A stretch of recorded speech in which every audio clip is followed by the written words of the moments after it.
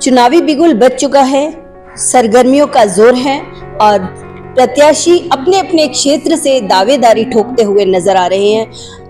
कुछ इसी कड़ी में 89 विधानसभा से खुशदिल सहगल जी भी कांग्रेस प्रत्याशी और टिकट की कतार में हैं और आने वाले विधानसभा चुनाव में हम सभी के बीच में उपस्थित हैं, हम सबके साथ हैं। तो कुछ आइए इसी जो है बात करते हैं कि वो टिकट जो है दावेदारी ठोक रहे हैं, क्या कुछ मुद्दे लेकर आ रहे हैं। सर नमस्कार, सर्वप्रिय भारत चैनल में आपका हार्दिक अभिनंदन है।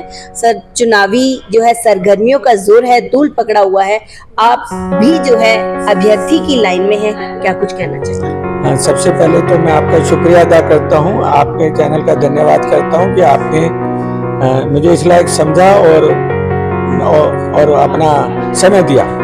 और मैं इसी के साथ सभी अपने जनता को, वोटरों को भी अभिवादन करता हूँ, प्रणाम करता हूँ और उम्मीद करता हूँ कि उनका आशीर्वाद मुझे इस आने वाले चुनाव में अगर मुझे उम्मीदवार बनाया जाता है तो मिलेगा।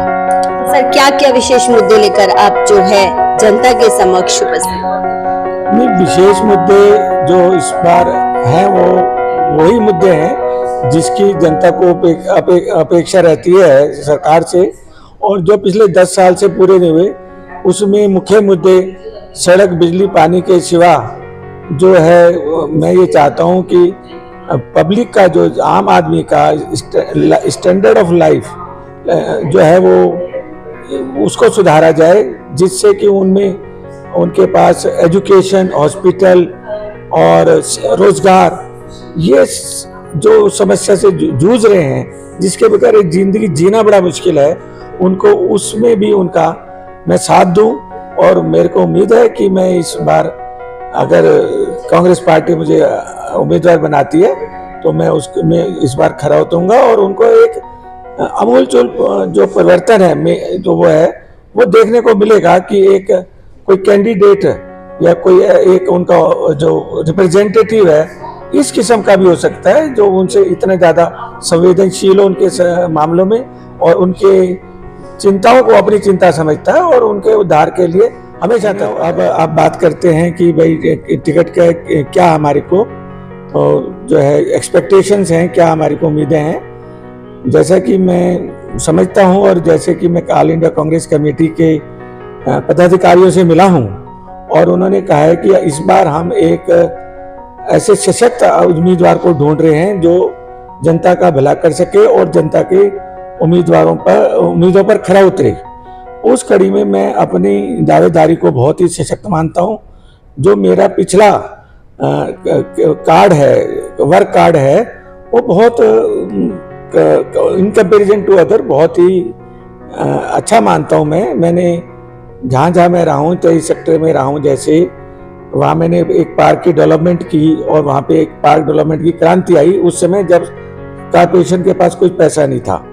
उसके अलावा मैंने कूड़ा जो बहुत ज़्यादा हमारी सोसाइटीज़ में वहाँ पे इकट्ठा था उसको भी मैंने उठवाया, जबकि वो उसका बहुत बड़ा ढेर लग चुका था, जिससे कि लोगों की जो है गला और सांसें चौक हो रही थी, मरने को हो रहे थे।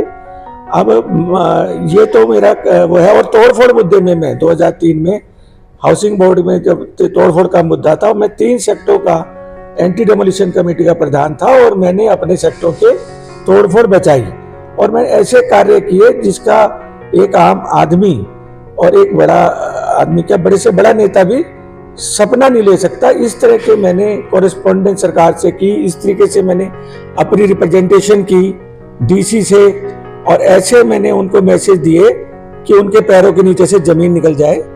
तो उस कड़ी में मैं आपको एक अपना फैक्ट्स का कंटेक्स्ट बताता हूं, जिसमें मैंने डीसी को मैसेज किया, do not demolish houses in 22 sector tomorrow and always, this amounts to criminal contempt of Supreme Court order exist, suit is pending, copy next. तो इस तरीके से मैंने मैसेज किया, जिसका मतलब यह है कि मैं एक डीसी को ऑफिशियली और व्यक्तिगत तौर पे जेल कराऊंगा। लेकिन मुझे ये भी पता था कि जो मैंने फैक्स किया था वो एप्लीकेबल नहीं था, लेकिन in the interest of my public, in the interest of saving my people, I did a work which was remarkable. और उसकी कॉपी मेरे पास आज भी पड़ी हुई है, अगर कोई उसको देखना चाहे तो उस कड़ी में मैंने इस तरीके से मैंने लोगों की सेवा की। और मैं ये कहता हूं कि अगर कोई भी काम मेरे लोगों के हित में है, चाहे वो नाजायज है, उसको मैं कोशिश करूंगा जायज बनाने की और करने का, ताकि उनका हित साधा जाए। उसकी जड़ को पहचानूंगा भी, इस जड़ के पीछे गलती किसकी है। ज्यादातर ये देखा गया है कि गलती अधिकारियों की है, लोगों की नहीं है। लोगों को कानून का पता नहीं होता और भ्रष्ट अधिकारी उनको मिसयूज करके उनसे पैसा कमाते हैं और बाद में उन्हीं ही टांग तोड़ने के लिए निकल पड़ते हैं। ये एक बहुत ही गलत बात है। सबसे पहले अगर आपको किसी को सजा देनी है तो उन भ्रष्ट अधिकारियों को दो जिन्होंने गलत काम करवाए हैं। ये मेरा एक बेसिक प्रिंसिपल रहेगा अगर कुछ बना और कुछ कर पाया तो। जी खुशदिल जी, अगर बात करें पिछले 10 सालों में भाजपा जो है उसने भी अपनी उपलब्धियां जो है गिनवाते नजर आ रहे हैं और जनता जनार्दन का ये कहना है कि यहाँ ये काम नहीं हुआ, वहाँ ये काम नहीं हुआ। तो क्या आप उन जो है जनता को जो है ऐसे आश्वासन कुछ क्या देना चाहेंगे? नहीं, उपलब्धियां तो इनकी सिर्फ यही है कि ये विकास का बात करते हैं, ये झूठे नारों पे चलते हैं जिसका कोई जनता से कोई लेना देना नहीं है। लुभावने और झूठे नारों से ये जनता को गुमराह करते हैं और इनका विकास तो हर बार बारिश में दिखता है। और जो एग्जिस्टिंग है, जैसे आप देखो कि 10 साल में सेक्टर 7 और कई मार्केट में जो बहुत बड़ी बड़ी मार्केट हैं, वहाँ पब्लिक टॉयलेट तक नहीं बने। लोग इतने परेशान होते हैं, दुकानदार इतने परेशान होते हैं कि वो इधर किधर भागते हैं और इस चीज को कोई रोक नहीं सकता। लेकिन उसके बावजूद भी इनके कानों पे जू नहीं रखती। पब्लिक से इनका कोई नाता नहीं है, इनका नाता सिर्फ अपने पैसे बनाने से है और घपले करने से है। ये घपले करके जिंदगी अपनी चला रहे हैं, अपना विकास कर रहे हैं, पब्लिक का नहीं कर रहे। सड़कें बार बार बनती हैं और बार बार टूटती हैं और अक्सर सड़कें में तो ज्यादातर देखा गया है कि गड्ढे नजर आते हैं। सिर्फ इलेक्शन के टाइम पे ये सड़कें की बनाने चलते हैं जो 3 महीने से ऊपर टिकती नहीं है। इनका भ्रष्टाचार का बोलबाला बहुत ऊंचे लेवल का है, जो आम आदमी को इनके धर्म की राजनीति में जो धर्म का भटकाव कर रखा है, इन्होंने हिंदू मुस्लिम कर रखा है और लोगों को डराते हैं दूसरे धर्म के नाम से, उससे इनका विकास चल रहा है, ना कि विकास से विकास चल रहा है। इनका विकास सिर्फ धार्मिक भावनाओं को उछालकर एक दूसरे के प्रति नफरत की राजनीति करके, जैसे कि राहुल गांधी जी ने कहा है कि मैं नफरत के बाजार में मोहब्बत की दुकान खोलने चला हूं। और मेरा भी ऐसी मानना है कि हमें लोगों के बीच में मोहब्बत पैदा करनी है, ना कि नफरत का एक माहौल तैयार करना है। मुझे तो किसी आदमी में कोई मतलब द्वेष की भावना नजर नहीं आती, किसी भी धर्म का आदमी हो। हमारे देश में हिंदू मुस्लिम सिख ईसाई सब है भाई भाई, ये हमारा सोच है और हम महात्मा गांधी के रास्ते पे चलने वाले लोग हैं और उसको ही आप आगे बढ़ाएंगे। हम विद्वेष की और द्वेष की भावना को बिल्कुल आगे नहीं ले जाएंगे और जमकर काम करेंगे। जैसे कि मैंने कहा कि टॉयलेट है और वाटर लॉगिंग की समस्या है, ड्रेनेज है, इन सबको हम दूर करेंगे कि जो है पब्लिक को नजर आएगी। उसमें सिर्फ ये नहीं होगा कि नारे होंगे कि जनता का साथ और पूरा विकास वाली बात नहीं होगी, विकास होगा और जनता का भला होगा। सहगल साहब, बात की जाए कि दावेदारी आप जो है अभ्यर्थी की लाइन में हैं, कौन से क्षेत्र से, कौन सी विधानसभा से आप टिकट अभ्यर्थी की लाइन? नहीं, मैं जो टिकट मांग रहा हूँ वो फरीदाबाद शहरी से 89 से मांग रहा हूँ, जिसमें बहुत ही जो विकसित क्षेत्र भी है और बहुत ही अनडेवलप्ड भी है, उसमें बस्तियां भी बहुत है। और मैं रेगुलरली 20 दिन से इन बस्तियों को, इन एरियाज को कवर कर रहा हूँ, इंदिरा नगर, रामनगर, कृष्णा कॉलोनी। और मैंने देखा कि यहाँ पे कुछ जन सुविधाएं बिल्कुल नहीं है और पानी की बहुत दिक्कत है, बिजली की बहुत प्रॉब्लम है और जन सुविधा के नाम पे कुछ भी नहीं है, सड़कें तो है ही नहीं।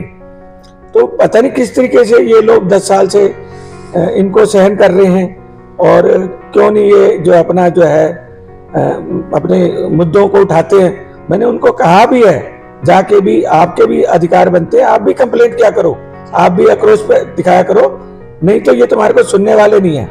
लेकिन ये जो है इनका आक्रोश इस टाइम मुझे लगता है कि इस विधानसभा के इलेक्शन में बीजेपी को दिख जाएगा और बीजेपी का अगर सही कैंडिडेट आता है तो बीजेपी का इस बार सफाया हो जाएगा।